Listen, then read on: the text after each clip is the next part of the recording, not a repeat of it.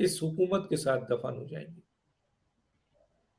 اسد عمر کی سزا کیا ہو سکتی ہے سر آرٹیکل 6 کے تحت؟ پھانسی ہے بھائی، پھانسی کی سزا ہے یہ؟ مطلب جو اجلاس انہوں نے نہیں بلایا 14 دن کے اندر؟ یہ پھانسی کی سزا آپ نے پرویز مشرف کے حوالے سے نہیں سنا تھا؟ جی آرٹیکل 6 کو پڑھیں، اس میں تو کئی پوائنٹس، کئی چیزیں ہیں۔ آرٹیکل 6 کی سزا پھانسی بھی ہے۔ تو اتنا بڑا رسک لیا انہوں نے عمران خان کی دوستی میں۔ ہاں، مثلا وہی سمجھتے ہیں شاید کہ جی اگر میں نے یہ نہیں کیا تو عمران خان صاحب مجھے ہٹا دیں گے۔ میں ایک بات ہے جو کہ جب میں عمران خان کا جب وزیر اعظم بننے کے بعد انٹرویو لے رہا تھا تو ایک پوائنٹس ہے جو میں ڈسکلوز، مجھے پتا ہے کہ کس طریقے سے یہ لوگ غلامی کرتے ہیں۔ یہ غلامی کی حد تک عمران خان صاحب کی بات مانتے ہیں، لیکن اگر تھوڑا سا بھی سمجھدار، اب دیکھیں نا کچھ منسٹروں نے عمران خان کی بات ماننے سے انکار کر دیا تو آپ نے ان کو سائٹ کیا۔ اور ویسے بھی جب کشتی ڈوب رہی ہوتی ہے تو لوگ بوجھ اتارا کرتے ہیں، اور عقلمند لوگ وہی ہوتے ہیں جو اپنے آپ کو خاموش کر لیتے ہیں۔ لیکن یہ فورن فنڈنگ کیس میں عارف علوی بھی انوالو ہے، اسد قیصر بھی انوالو ہے، بہت سے راز ایک دوسرے کے ہیں، تو بلیک میل یہ لوگ بھی ہوتے ہوں گے نا، کہاں نکلیں گے؟ اور عمران خان جیسا آدمی جو پیٹ میں کوئی بات نہیں رکھتا ہے، تو ڈرتے ہیں یہ لوگ، گھبراتے ہیں یہ لوگ غلامی کی حد تک۔ لیکن ان کو شاید اس بات کا احساس نہیں ہے، ابھی نہیں ہے، وہی سمجھ رہے ہیں کہ بس یہ میں نے کر دیا اور کچھ نہیں ہوتا، پاکستان میں تو کچھ نہیں ہوتا۔ لیکن آرٹیکل 6 کی زد میں آ چکے ہیں، اور اگر حکومت ریاست اگلی اس کو لے کے جائے گی تو یقین مانیے آرٹیکل 6 کی اس میں ان کو سزا بھی ہو سکتی ہے۔ لیکن یہ ابھی ان چیزوں کو اتنا سیریس نہیں لے رہے ہیں کہ جی میرے خلاف کچھ نہیں ہو سکتا۔ جی ابھی وہ کیونکہ حکومت میں ہے، زور میں ہے، پاور میں ہے۔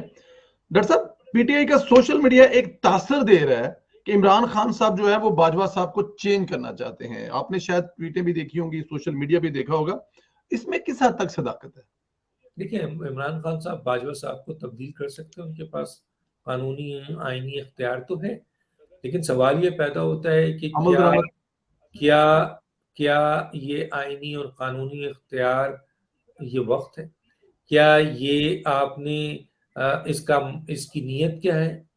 یہ کن مقاصد کے لیے کیا جا رہا ہے؟ صرف اقتدار کے لیے، آئینی بحران پیدا کر دیا ہے اقتدار کے لیے، اداروں کو کمزور کیا جا رہا ہے اقتدار کے لیے، گالم گلوچ کی سیاست کو اسٹیبلش کر دیا گیا اقتدار کے لیے، جلد سے جلوس میں لوگوں کو کے جذبات کو ابھارا جا رہا ہے، پرتشدد بنایا جا رہا ہے اس کے لیے، مکمل طور پر ایڈمنسٹریٹو انتظامیہ کو آپ کے لڑائی جھگڑے پہ ابھارا جا رہا ہے اور ان کو غلط کام کرنے کے لیے ترغیب دی جا رہی ہے اقتدار کے لیے۔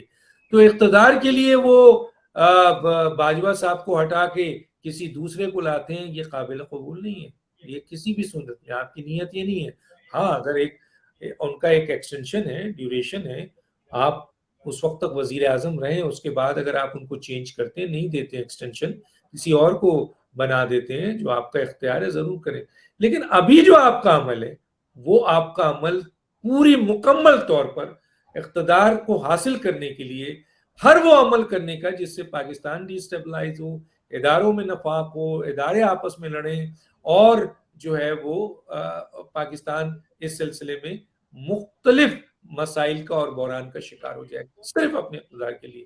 تو یہ قابل قبول نہیں ہے، ان کو شٹ اپ کال مل چکی ہے، اسی لیے اپوزیشن نے بھی واضح طور پہ کہا ہے کہ آپ عدم اعتماد آپ پر آ چکی ہے، کوئی بڑا انتظامی فیصلہ آپ نہیں کریں گے، اور صدر کو بھی واضح طور پہ بتا دیا گیا ہے کہ خبردار جو آپ نے سائن کیا۔ باقی دیکھتے ہیں کتنے بہادر ہیں، کتنے نڈر ہیں یہ، اور یہ جو میڈیا سیل ہے یہ ان کو کس حد تک ابھار دیتا ہے کہ جی آپ جائیں سر، آپ بادشاہ ہیں، آپ پوری دنیا کے بادشاہ ہیں، ویسے تو ان کو بنایا جا رہا ہے، لیکن میڈیا سیل ان کو کس حد تک لے جا کر اپنے ہی لیڈر کو مرواتا ہے، یہ آپ آگے دیکھ لیتے ہیں۔ بالکل ٹھیک، بالکل ٹھیک۔ سر آخری سوال ڈاکٹر صاحب، کیا -1